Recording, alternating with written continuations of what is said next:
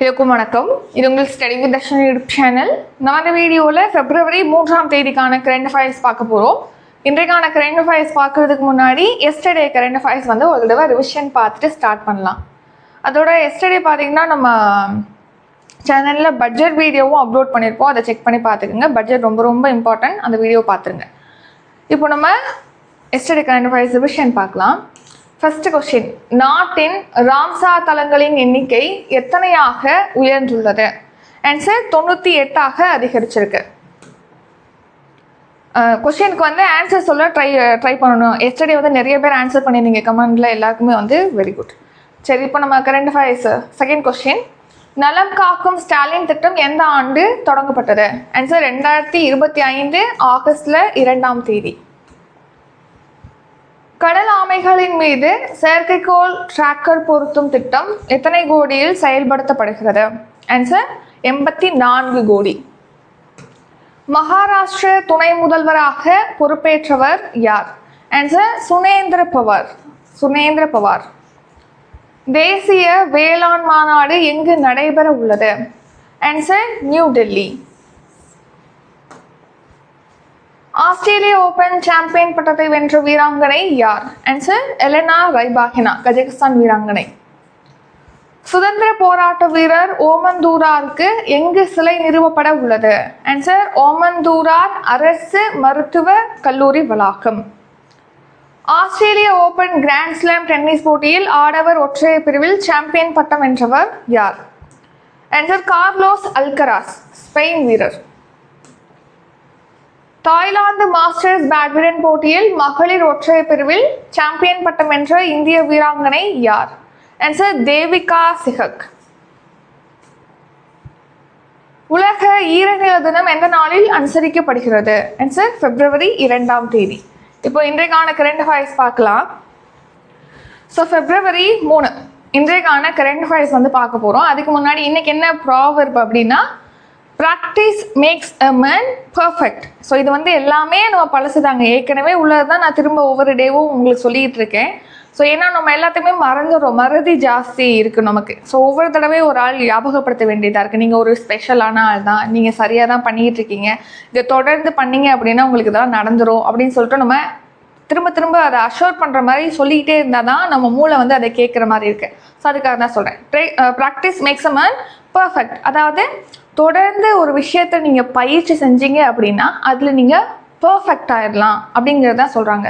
So ஒரு main exam இருக்குது, அதுதான் நம்மளோட எய்மாக இருக்குது. ஸோ அதில் நீங்கள் 100% ஸ்கோர் பண்ணணும் அல்லது அந்த கட் ஆஃப் வாங்கணும் அப்படின்னா அதுக்கு முன்னாடி நம்ம எத்தனை டெஸ்ட் எழுதுகிறோம், அத்தனை டெஸ்ட்டுக்கும் நம்ம படிக்கிறோம். ஸோ 100 டைம்ஸ்க்கு மேலே டெஸ்ட் அட்டன் பண்ணி லாஸ்ட்டாக ஃபைனல் டெஸ்ட் அட்டன் பண்ணும்போது அதுக்கான ரிசல்ட் அப்படிங்கிறது கிடைக்குது. எதுவுமே ப்ராக்டிஸே பண்ணாமல் அந்த ஃபைனல் ரிசல்ட்டை எதிர்பார்க்க முடியாது. ஸோ நம்ம அதுக்கு முன்னாடி என்ன பண்ணணும், நிறைய ப்ராக்டிஸ் தொடர்ந்து பண்ணிகிட்டே இருக்கும்போது, ப்ராக்டிஸ் பண்ணும்போது நமக்கு என்ன தோணும்னா, இது சரி வராது, இது நல்லா இருக்காது, நம்ம இதில் நல்ல ரிசல்ட் வரல அப்படிங்கிற மாதிரி தான் தோணும். ஸோ ஒவ்வொரு டெஸ்ட்டுக்கும் உங்களோட இம்ப்ரூவ்மெண்ட் தெரியும். ஃபைனல் டெஸ்ட்டில் நீங்கள் அதை அச்சீவ் பண்ணுவீங்க, பர்ஃபெக்ஷன் அப்படிங்கிறத. சரி, இப்போ நம்ம கரண்ட் அஃபேர்ஸ் பார்க்கலாம். Awards and recognition. புவி அறிவியலுக்கான நோபல் பரிசினை வென்ற தமிழக விஞ்ஞானி யார்? ஆன்சர் வீரபத்ரன் ராமநாதன் என்பவர் வந்து தமிழ்நாட்டை சேர்ந்தவர். இவர் மதுரையில் தான் பிறந்திருக்காரு, சென்னையில் வளர்ந்துருக்காரு, அமெரிக்காவில் ஒர்க் பண்ணுறாரு. ஸோ இவர் இந்திய வம்சாவளியை சேர்ந்தவர், தமிழ்நாட்டை பிறந்தவர். சரிங்களா? ஸோ புவி அறிவியலுக்கான நோபல் பரிசை வந்து வீரபத்ரன் ராமநாதன், இவரோட வயது என்னன்னு பார்த்தீங்கன்னா 82.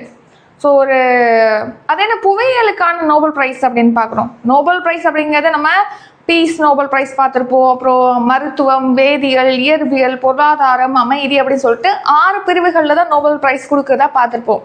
அது என்ன புவி அறிவியலுக்கான நோபல் ப்ரைஸ் அப்படின்னு பார்த்தீங்கன்னா, ஸோ கிராஃபோர்ட் பரிசு அப்படிங்கிறது கொடுக்குறாங்க. இந்த கிராஃபோர்ட் பரிசு தான் புவி அறிவியலுக்கான நோபல் பரிசு அப்படின்னு சொல்லிட்டு அழைக்கப்படுது. ஸோ ஆக்சுவலாக என்ன விருது கொடுக்குறாங்க, கிராஃபோர்ட் பரிசானது புவி அறிவியலில் சிறந்த பங்களிப்பை ஆற்றியவங்களுக்கு கொடுக்குறாங்க. இப்போ வீரபத்ரன் ராமநாதன், தமிழக காலநிலை விஞ்ஞானி வீரபத்ரன் ராமநாதன் அவர்களுக்கு அறிவிச்சிருக்காங்க. இந்த விருது வழங்குறதுமே யாருன்னு பார்த்தீங்கன்னா, நோபல் பிரைஸை வழங்கக்கூடிய ஸ்வீடன் நாட்டை சேர்ந்த ராயல் ஸ்வீடிஷ் அறிவியல் அகாதமி தான் இந்த விருதை கொடுக்குறாங்க. இந்த விருது பெறவங்களுக்கு 8 மில்லியன் ஸ்வீடிஷ் குரோனர் அப்படிங்கிறது பரிசு தொகையாக கொடுக்குறாங்க. அதாவது இந்திய மதிப்பில் 8.25 கோடி பரிசு தொகையானது வழங்கப்படுகிறது. சரி, புவி அறிவியலுக்கு இந்த கிராஃபூட் பரிசு கொடுக்குறாங்க. இவருக்கு எதுக்கு கொடுத்துருக்காங்க அப்படின்னு பார்த்தீங்கன்னா, இப்போ நம்ம எல்லாருமே வந்து புவி வெப்பமயமாகுது அப்படின்னா அதுக்கு முக்கிய காரணமாக கார்பன் டை ஆக்சைடு, அதாவது கரியமில வாயு தான் காரணமாக இருக்குது அப்படின்னு சொல்லிட்டு எல்லாரும் ஒரு ஆளை டார்கெட் பண்ணுறாங்க, கரியமில வாயுவை. ஆனால் அதை விட எஃபெக்டிவாக ஒரு வாயு அந்த கேஸ் அப்படிங்கிறது ஒர்க் ஆகிட்டு இருக்கு அப்படின்னு சொல்லிட்டு இவர் தான் கண்டுபிடிச்சிருக்காரு. ஃப்ளூரோ கார்பன் இருக்கு இல்லையா, CFC அப்படின்னு சொல்லுவோம். அந்த ஃப்ளூரோ கார்பனால தான் 10,000 மடங்கு வீரியமாக இது வெப்பத்தை தேக்கி வைக்குது இந்த ஃப்ளூரோ கார்பன் அப்படின்னு சொல்லிட்டு இவர் தான் கண்டுபிடிச்சிருந்தாரு. ஸோ அப்போது மெயின் ஃபோக்கஸ் எல்லாருக்குமே எங்கே இருந்தது? கார்பன் டை ஆக்சைடு மேலே இருந்தது. இவர் தான் ஃப்ளூரோக்கு அவருடைய ஃபோக்கஸை வந்து மாற்றிருந்தாங்க, புவி வெப்பமயமாதலுக்கு அதான் காரணமாக இருக்குன்னு சொல்லிட்டு. நெக்ஸ்ட்டு பருவமழை குறையிறது, இமயமலையில் வந்து பனிப்பாறைகள்லாம் உருகிறது, இதுக்கெல்லாம் காரணம் வந்து காற்று மாசுபாடு காரணமாக இருக்குது அப்படிங்கிற ஒரு இன்சைட்டையுமே இவர் தான் கொடுத்துருப்பாரு. ஸோ இவர் பார்த்தீங்கன்னா வளிமண்டல பழுப்பு நிற மேகங்களை பற்றி ஆய்வு செஞ்சு காற்று மாசுபாடு தான் இந்த மாதிரி பருவநிலை மாறுறதுக்கும் காரணமாக இருக்குது, ப்ளஸ் இமயமலைகள்லாம் இந்த பனிப்பாறைகள் உருகுது இல்லையா, இதுக்கெல்லாம் காற்று மாசு காரணமாக இருக்குது அப்படின்னு சொல்லிட்டு அந்த ஒரு சைடு ஒரு பார்வையை கொண்டு வந்தவரும் இவர் தான். ஸோ அதை பாராட்டி தான் இப்போது இவருக்கு இந்த கிராஃபூட் பரிசு அப்படிங்கிறது கொடுத்துருக்காங்க, அதாவது புவி அறிவியலுக்கான நோபல் பிரைஸ். அடுத்து ரீசன்ட் நியூஸ். சமீபத்தில் அசோக சக்ரா விருதானது சுபான்சு சுக்லாவுக்கு கொடுத்துருக்காங்க. இந்த வருஷத்துக்கான பத்ம விருதுகள் 131 பேருக்கு அறிவிச்சிருக்காங்க. தமிழ்நாட்டில் சிறந்த காவல் நிலையத்துக்கான முதல் பிரைஸை எந்த காவல் நிலையம் வின் பண்ணியிருக்குன்னா மதுரை மாநகர காவல் நிலையம். சி நாராயணசாமி நாயுடு நெல் உற்பத்தி திறனுக்கான விருதானது வீரமணி அவர்களுக்கு வழங்கப்பட்டிருக்கு. கோட்டை அமீர் மத நல்லிணக்க விருதானது எம் கலிமுல்லா இவருக்கு வந்து வழங்கியிருக்காங்க. அடுத்ததா அவார்ட்ஸ் அண்ட் ரெகக்னைசேஷன் தான் அடுத்த டாபிக்கும். கொஸ்டின் பாருங்க, திபெத்திய பௌத்த மத தலைவர் தலாய் லாமாவுக்கு எந்த பிரிவில் கிராமி விருதானது வழங்கப்பட்டுள்ளது?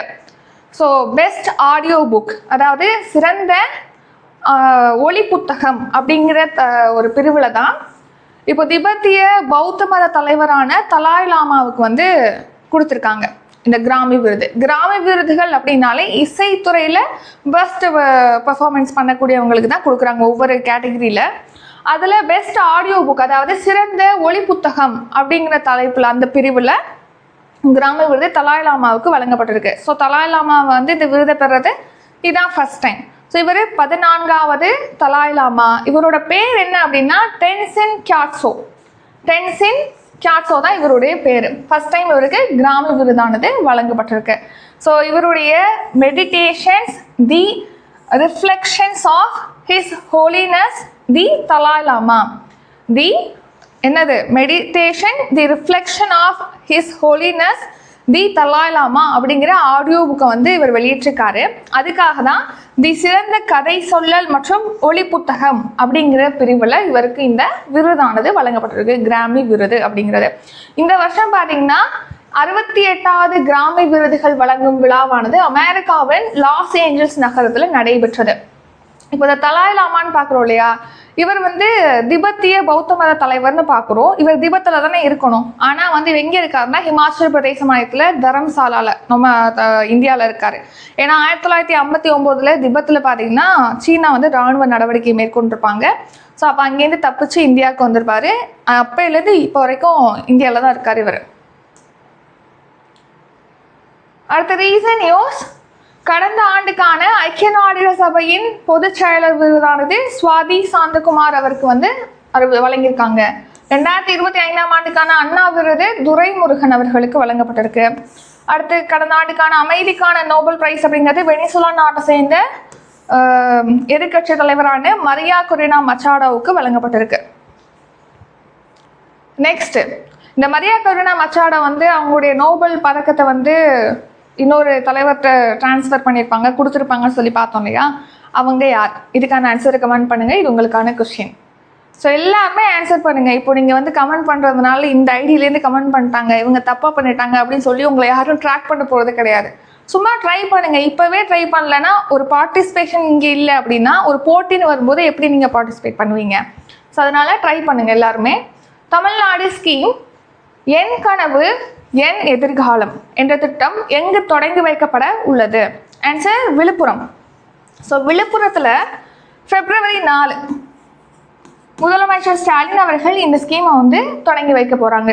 அது என்ன என் கனவு என் எதிர்காலம் அப்படின்னா, இந்த திட்டத்தின் கீழ் பார்த்தீங்கன்னா ஒரு இணையதளமானது வடிவமைச்சிருக்காங்க. அதை தான் February 4 வந்து தொடங்கி வைக்க போகிறாங்க. ஸோ இளைஞர்கள்லாம் வந்து அவங்களுடைய கனவுகளை பதிவு செய்யணும் அப்படிங்கிறதுக்காக இந்த இணையதளமானது ஓப்பன் பண்ண போகிறாங்க. முதலமைச்சர் ஸ்டாலின் அவர்கள் தான் இந்த ஸ்கீமை வந்து விழுப்புரம் மாவட்டத்தில் திண்டிவனத்தில் தொடங்கி வைக்க போகிறாங்க. நெக்ஸ்ட்டு லாஸ்ட் இயர் ஜூலையில் உங்களுடன் ஸ்டாலின் முகாம் திட்டமானது ஸ்டார்ட் பண்ணியிருப்பாங்க. எதுக்காகனா மக்களுடைய இடங்களுக்கே போய் அங்கே ஒரு கேம்ப் நடத்தி அரசோட சேவைகளை வந்து மக்களுக்கு கொண்டு போய் சேர்க்கணுங்கிறதுக்காக. ஸோ இதில் வந்து எத்தனை கேம்ப் நடத்துனாங்க அப்படின்னா 1000 முகாம்கள் அப்படிங்கிறது நடத்தப்பட்டிருக்கு. 10,000 முகாம்கள் அப்படிங்கிறது நடத்தப்பட்டிருக்கு மொத்தமாக. அடுத்து மாபெரும் தமிழ் கனவு திட்டம். இது ரீசன் யூஸர். மாபெரும் தமிழ் கனவு திட்டம் இது எதுக்காக அப்படின்னா தமிழுடைய சிறப்புகள் அதோடைய பண்பாடு கலாச்சாரத்தை வந்து இளைய தலைமுறைக்கு கடத்தணும் அப்படிங்கிறதுக்காக நம்ம தமிழ்நாடு முழுக்கவே பார்த்தீங்கன்னா பல்வேறு நிகழ்ச்சிகள் அப்படிங்கிறது நடத்துகிறாங்க. அடுத்து 5000 கோடியில் தமிழ்நாடு வி சேஃப் அப்படிங்கிற திட்டமானது தொடங்கியிருக்காங்க. இது எதுக்காகனா பெண்களுக்கானது. பெண்களுக்கு வேலை வாய்ப்பு பாதுகாப்பு ஒர்க் பண்ணக்கூடிய இடத்துல பாதுகாப்பு என்ஷோர் பண்ணணும் காரணங்களுக்காக முதலமைச்சர் ஸ்டாலின் அவர்களால் இந்த ஸ்கீமு தொடங்கி வைக்கப்பட்டிருக்கு. Tamil Nadu we safe. இந்த ஸ்கீமுக்கு பார்த்தீங்கன்னா உலக வங்கி நிதி உதவி கொடுக்குறாங்க. Next Tamil Nadu topic. சுற்றுலா பயணிகளுக்கு அடிப்படை வசதிகளை மேம்படுத்த எங்கு சிறப்பு பகுதி மேம்பாட்டு ஆணையம் அமைக்கப்பட உள்ளது? ஆன்சர் மாமல்லபுரம். ஸோ மாமல்லபுரத்தில் தான் இப்போது அங்கே சுற்றுலாவை மேம்படுத்தணும், சுற்றுலாவுக்கான அடிப்படை வசதிகளை வந்து மேம்படுத்தணும் அப்படிங்கிறதுக்காக சிறப்பு பகுதி மேம்பாட்டு ஆணையம்ங்கிறது அமைக்க போகிறாங்க. ஸோ இந்த ஆணையம் மூலமாக 100 கோடியில் அங்கே உலக தரத்தில் இந்த சுற்றுலா தேவைகளை நிவர்த்தி பண்ணும் வகையில் கட்டமைப்புகள் அப்படிங்கிறது மேம்படுத்தப்படும் அப்படின்னும் அறிவிச்சிருக்காங்க. ஸோ இப்போ ரீசெண்டாக தான் தமிழ்நாடு குளோபல் டூரிசம் சம்மிட் அப்படிங்கிறது நடைபெற்றது மாமல்லபுரத்தில். ஸோ அந்த மாநாட்டில் தான் முதலமைச்சர் ஸ்டாலின் அவர்கள் இந்த அறிவிப்பை வந்து வெளியிட்டிருக்காங்க. ஸோ பார்த்தீங்கன்னா நம்ம ஒரு டூரிஸ்டாக நம்ம ஒரு இப்போ சுற்றுலா பயணியாக ஒரு இடத்துக்கு போகிறோம், டூர் போகிறோம். அந்த இடத்துல என்னென்ன வசதிகள் நமக்கு தேவை? டிரான்ஸ்போர்ட் இருக்கணும், அங்கே நம்ம அடிப்படை வசதிகளுக்காக அடிப்படை தேவைகளை நிவர்த்தி பண்ணுறதுக்கான வசதிகள் இருக்கணும், இன்ஃப்ராஸ்ட்ரக்சர் வந்து நல்லா இருக்கணும். இந்த மாதிரியான தேவையெல்லாம் நம்ம எதிர்பார்ப்போம் இல்லையா? ஸோ அதெல்லாம் வழங்கும் வகையில் தான் மாமல்லபுரத்தில் சிறப்பு பகுதி மேம்பாட்டு ஆணையம் அப்படிங்கிறது அமைக்க போகிறாங்க. ஸோ அதை அமைச்சு 100 கோடி ரூபாய்க்கு அங்கே உலக தரத்தில் சுற்றுலா உள்கட்டமைப்பு வசதிகள் அப்படிங்கிறது ஏற்படுத்தப்படும் அப்படின்னும் தெரிவிச்சிருக்காங்க. ஸோ இப்போ ரீசெண்டாக தான் மாமல்லபுரத்தில் உலக சுற்றுலா உச்சி மாநாடு அப்படிங்கிறது நடைபெற்றது செங்கல்பட்டு மாவட்டத்தின் மாமல்லபுரத்தில். அதை யார் தொடங்கி வச்சிருக்காங்க அப்படின்னா முதலமைச்சர் ஸ்டாலின் அவர்கள் தான் அதை தொடங்கி வச்சிருக்காங்க. நெக்ஸ்ட்டு இதில் ஒரு சில அறிவிப்புகளை வெளியிட்டிருப்பாங்க. என்னென்னா உலக சுற்றுலா வரைபடத்தில் கலை மற்றும் பண்பாடு சுற்றுலாத்தலமாக நம்ம தமிழ்நாடை இன்க்ளூட் பண்ணணும். ஸோ அந்த அளவுக்கு சுற்றுலாவில் இங்கே தமிழ்நாடு நிறைய பிளேஸை வந்து மேம்படுத்தி ஒரு உலக சுற்றுலாத்தலம் அப்படிங்கிற வகையில் தமிழ்நாடு கொண்டு வரணும் அப்படிங்கிறதுக்கு பிளான் பண்ணியிருக்காங்க. ஸோ அதன்படி ஃபஸ்ட் டைம் நெக்ஸ்ட் இயர் வந்து ஜனவரியில் பிரம்மாண்டமான நிகழ்ச்சியானது அதுக்காக நடத்தப்படும் சொல்லியிருக்காங்க. நெக்ஸ்ட்டு மாமல்லபுரத்தில் வந்து அடிப்படை வசதிகளை மேம்படுத்தணுங்கிறதுக்காக சிறப்பு பகுதி மேம்பாட்டு ஆணையமானது அமைக்கப்படும். 100 கோடியில் உலகத்தரத்தில் இங்கே சுற்றுலா உள்கட்டமைப்பானது ஏற்படுத்தப்படும் சொல்லிட்டு தெரிவிச்சிருக்காங்க. ஏற்கனவே பார்த்தீங்கன்னா தமிழ்நாட்டில் சுற்றுலாத்துறை சார்பில் வந்து கீழடி அருங்காட்சியகம், பொருணை அருங்காட்சியகம் ஓப்பன் பண்ணியிருக்காங்க. கலைஞர் நூற்றாண்டு ஏறுதழுவுதல் அரங்கமானது அமைக்கப்பட்டிருக்கு. கன்னியாகுமரியில் திருவள்ளுவர் சிலைக்கு வந்து கண்ணாடி கூண்டு பாலம் அப்படிங்கிறத அமைச்சு ஓப்பன் பண்ணியிருக்காங்க. இதெல்லாம் ஏற்கனவே பண்ணியிருக்காங்க. அடுத்ததான் சம்மிட் மாநாடு. இந்திய பொருட்களுக்கான மாநாடு இல்லை நேஷ்னல். ஸோ இந்திய பொருட்களுக்கான அமெரிக்காவின் வரி எத்தனை சதவீதமாக குறைக்கப்பட்டுள்ளது? ஆன்சர் 18% குறைச்சிருக்காங்க. ஸோ ஏற்கனவே 25% கூடுதலாக வரியானது வசூலிக்கப்பட்டு வந்தது. இப்போ 25%லேருந்து அதை 18% குறைக்கிறதா இப்போ சொல்லியிருக்காங்க டொனால்ட் ட்ரம்ப், அமெரிக்க அதிபர் டொனால்ட் ட்ரம்ப். அது மட்டும் இல்லாமல் இந்தியாவுடனான வர்த்தக ஒப்பந்தத்துக்கும் டொனால்ட் ட்ரம்ப் வந்து இப்போது ஒப்புதல் அளிச்சிருக்காரு. இப்போ தான் நம்ம யூரோப்பிய யூனியனோட ஒரு தடையற்ற வர்த்தக ஒப்பந்தம் அப்படிங்கிறது சைன் பண்ணோம். ஸோ அதே அடுத்து அமெரிக்கா வந்து வர்த்தக ஒப்பந்தத்துக்கு ஒப்புதல் அளிச்சிருக்காங்க. நெக்ஸ்ட் வந்து ஏற்கனவே டேரிஃப் வந்து அதிகமாக வசூலிச்சுட்டு இருந்தாங்களே, இப்போ அதை 18% கம்மி பண்ணிட்டாங்க.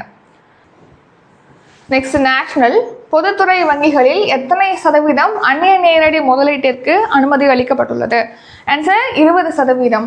ஸோ இந்த பப்ளிக் செக்டார் பேங்க்ஸ், பொதுத்துறை வங்கிகள், SBI இந்த மாதிரி கவர்மெண்ட் பேங்க்ஸ் இருக்கு இல்லையா, அந்த வங்கிகளில் வெளிநாட்டு சேர்ந்த நிறுவனங்களோ தனிநபர்களோ எவ்வளோ தான் அங்கே இன்வெஸ்ட் பண்ணலாம் அப்படின்னா 20% வரைக்கும் தான் அலோவ் பண்ணுறாங்க. மொத்தமாக 100%ல் 20% மட்டும்தான் அந்நிய நேரடி முதலீடுகளுக்கு அனுமதி இருக்குது. மற்ற எல்லாமே வந்து இங்கே உள்ள நம்ம நாட்டில் உள்ளவங்க, மத்திய அரசு, இவங்க தான் வந்து இதில் பங்குகளை வந்து வச்சுருப்பாங்க. 20% வந்து வெளிநாட்டை சேர்ந்த அந்நிய நேரடி முதலீடை வந்து பண்ண முடியும், வெளிநாட்டை சேர்ந்தவங்க. ஸோ அதை இப்போது 49% அதிகரிக்கிறதுக்கு இப்போது பரிசீலிச்சுட்டு வருவதாக சொல்லியிருக்காங்க. ஸோ மொத்தமாக எத்தனை பப்ளிக் செக்டார் பேங்க் இருக்குன்னா 12 இருக்குது. இந்த பொதுத்துறை வங்கிகளில் 20% அந்நிய நேரடி முதலீடுகளுக்கு இப்போ வரைக்கும் அனுமதி இருக்குது. அதை 49% இன்க்ரீஸ் பண்ணுறதுக்கு இப்போ என்ன பண்ணுறாங்க, பரிசீலிச்சுட்டு வராங்க. இதுவே ப்ரைவேட் பேங்க்ஸாக இருக்குது அப்படின்னா அங்கே வந்து 74% வரைக்கும் அந்நிய நேரடி முதலீடானது இருக்கலாம், அலோவ் பண்ணுறாங்க 74%. அடுத்து நேஷனல் கரண்ட் அஃபேர்ஸ், சரியான விடையை தேர்ந்தெடுக்க.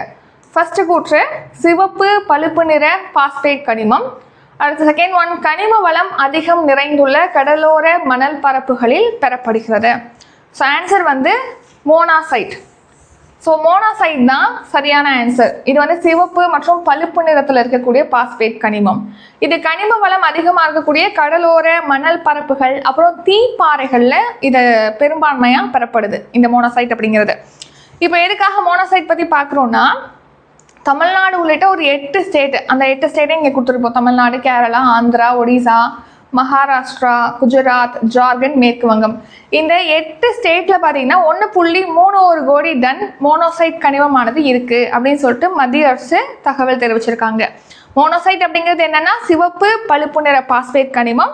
இது கனிம வளம் அதிகமாக இருக்கக்கூடிய கடலோர மண்ணிலையும் அதே மாதிரி அனல் பாறைகள், அதை தான் தீப்பாறைகள் அப்படின்னு சொல்லுவோம். மேக்மா வந்து மேலே வந்து சோல்டிஃபை ஆகி அதுக்கப்புறம் உருவாக்குறது தான் அந்த தீப்பாறை.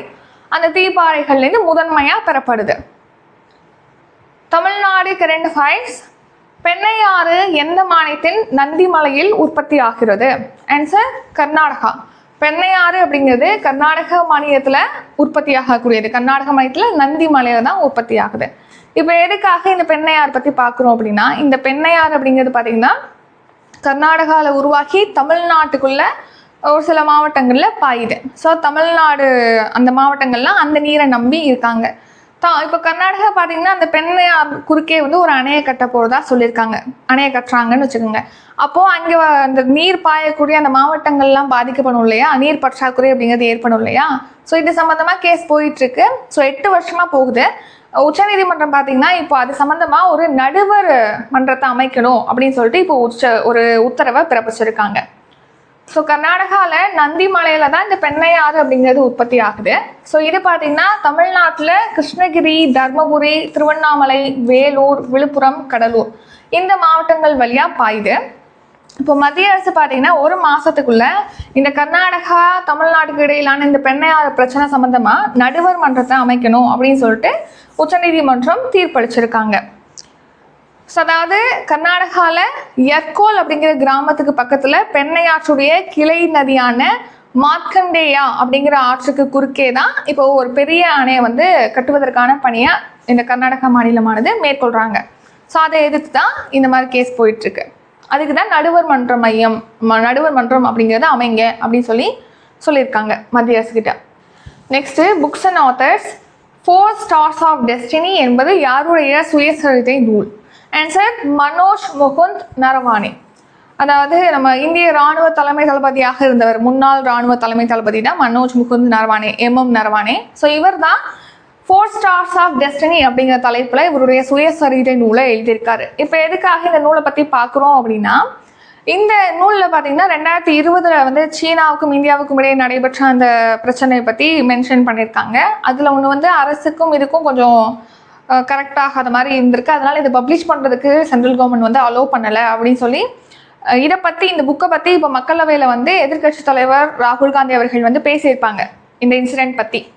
ஸோ அதனால தான் இதை பார்க்குறோம். ஸோ அந்த புக்கு யார் எழுதியிருக்காங்க அப்படிங்கிறத பார்க்கணும். ஏன்னா இது வந்து இப்போது உள்ள ஆட்சி கவர்மெண்ட்டுக்கு ஆப்போசிட்டாக இருக்கிறனால கூட கொஸ்டினில் வரலாம். அதுக்காக 4 Stars of Destiny MM Naravane அவர்களுடைய சுயசரிதை நூல். அடுத்து sports current affairs. Anahat Singh கீழ்கண்ட எந்த விளையாட்டுடன் தொடர்புடையவர்? Answer squash. ஸோ ஸ்குவாஷ் வீராங்கனை தான் அனாஹத் சிங். இப்போ ரீசனாக நடைபெற்ற அமெரிக்காவில் நடைபெற்ற ஸ்குவாஷ் போட்டியில் இவங்க சாம்பியனாக இருக்காங்க. So squash on fire open அப்படிங்கிற போட்டி அமெரிக்காவில் நடைபெற்றிருக்கு. அதில் இந்திய வீராங்கனை அனாஹத் சிங் சாம்பியனாக இருக்காங்க. அதன் மூலமாக இந்த வேர்ல்டு ரேங்கிங் இருக்கு இல்லையா, அதில் 19வது இடத்துக்கு முன்னேறி இருக்காங்க. ஸோ அதன்படி டாப் 20 இடங்களுக்குள்ள வந்த இளம் ஆசிய போட்டியாளர் அப்படிங்கிற சாதனையை அனாஹத் சிங் படைச்சிருக்காங்க. இவங்களோட ஏஜ் வந்து 17. அடுத்து ஷார்ட் நியூஸ். மத்திய அமெரிக்க நாடான கோஸ்டாரிக்காவில் பார்த்தீங்கன்னா இப்போது அதிபர் தேர்தல் அப்படிங்கிறது நடைபெற்றிருக்கு. அதில் ஆளுங்கட்சி வேட்பாளரான லாரா பெர்னாண்டஸ் வந்து 48.9% வாக்குகளை பெற்று வெற்றி பெற்றிருக்காங்க. அடுத்து 2026-27 நிதியாண்டுக்கான மத்திய பட்ஜெட்டில் தமிழ்நாடோட ரயில்வே திட்டத்துக்காக 7611 கோடி இன்வெஸ்ட் பண்ணி, அதாவது ஒதுக்கீடு பண்ணியிருக்காங்கன்னு சொல்லிட்டு ரயில்வே அமைச்சர் அஸ்வினி வைஷ்ணவ் அவர்கள் தெரிவிச்சிருக்காங்க. அவ்வளோதான். இதோட வந்து இன்னைக்கான கரண்ட் அஃபேர்ஸ் முடிஞ்சிச்சு. லாஸ்ட்டாக ஒரு ரிவிஷனோட நம்ம ஃபினிஷ் பண்ணிடலாம். அதுக்கு முன்னாடி இப்போது 5ஆம் தேதி பார்த்தீங்கன்னா நம்ம சேனலில் கரண்ட் அஃபேர்ஸ் சப்ஸ்கிரிப்ஷன் வந்து ஸ்டார்ட் பண்ணுறோம். இந்த வருஷம் February 1 அடுத்த வருஷம் January 31 வரைக்கும் daily current affairs PDF, monthly current affairs PDF, weekly test, monthly test provide பண்ணுவோம். அதை பற்றி டீட்டெயில் டிஸ்கிரிப்ஷனில் இருக்குது. கரண்ட் அஃபேர்ஸ் டெஸ்ட் பேட்சும் ஸ்டார்ட் ஆகுது. இது எப்படின்னா லாஸ்ட் இயர் 2025 ஜூன்லேருந்து இந்த வருஷம் ஆகஸ்ட் வரைக்கும் கவர் ஆகும். வித் PDFோட என்ன ப்ரைஸ் அப்படிங்கிறதெல்லாம் டிஸ்கிரிப்ஷனில் இருக்குது. குரூப் 1க்கு ஹோல் பேட்ச் வந்து ஸ்டார்ட் ஆகுது. அப்கமிங் டெஸ்ட் பேட்ச் பற்றி டீட்டெயிலாம் டிஸ்கிரிப்ஷனில் இருக்குது. செக் பண்ணி பார்த்துக்கோங்க. ரிவிஷன் நம்ம பார்க்கலாம். புவி அறிவியலுக்கான நோபல் பரிசினை வென்ற தமிழக விஞ்ஞானி யார்? ஆன்சர் வீரபத்ரன் ராமநாதன். திபெத்திய பௌத்த மத தலைவர் தலாய் லாமாவுக்கு எந்த பிரிவில் கிராமி விருது வழங்கப்பட்டுள்ளது? ஆன்சர் பெஸ்ட் ஆடியோ புக், அதாவது சிறந்த ஒளி புத்தகம். என் கனவு என் எதிர்காலம் என்ற திட்டம் எங்கு தொடங்கி வைக்கப்பட உள்ளது? ஆன்சர் விழுப்புரம். சுற்றுலா பயணிகளுக்கு அடிப்படை வசதிகளை மேம்படுத்த எங்கு சிறப்பு பகுதி மேம்பாட்டு ஆணையம் அமைக்கப்பட உள்ளது? ஆன்சர் மாமல்லபுரம். இந்திய பொருட்களுக்கான அமெரிக்காவின் வரி எத்தனை சதவீதமாக குறைக்கப்பட்டுள்ளது? ஆன்சர் 18%. பொதுத்துறை வங்கிகளில் எத்தனை சதவீதம் அந்நிய நேரடி முதலீட்டிற்கு அனுமதி அளிக்கப்பட்டுள்ளது? ஆன்சர் 20. சரியான விடையை தேர்ந்தெடுக்க. சிவப்பு பழுப்பு நிற பாஸ்பேட் கனிம வளம் அதிகம் நிறைந்துள்ள கடலோர மணல் பரப்புகளில் பெறப்படுகிறது. Answer monoxide. பெண்ணையாறு எந்த மாநிலத்தின் நந்தி மலையில் உற்பத்தி ஆகிறது? Answer Karnataka. 4 Stars of Destiny என்பது யாருடைய சுயசரிதை நூல்? Answer M M Naravane. அனாஹத் சிங் கீழ்கண்ட எந்த விளையாட்டுடன் தொடர்புடையவர்? ஆன்சர் ஸ்குவாஷ் வீராங்கனை. இத்துடன் இன்றைக்கான கரண்ட் அஃபேர்ஸ் வீடியோ நிறைவடைகிறது. இந்த வீடியோ உங்களுக்கு பிடிச்சிருந்தா லைக் பண்ணுங்க, ஷேர் பண்ணுங்க. நம்ம சேனலை நீங்க இன்னும் சப்ஸ்கிரைப் பண்ணலன்னா மறக்காம சப்ஸ்கிரைப் பண்ணிக்கோங்க. நன்றி, வணக்கம்.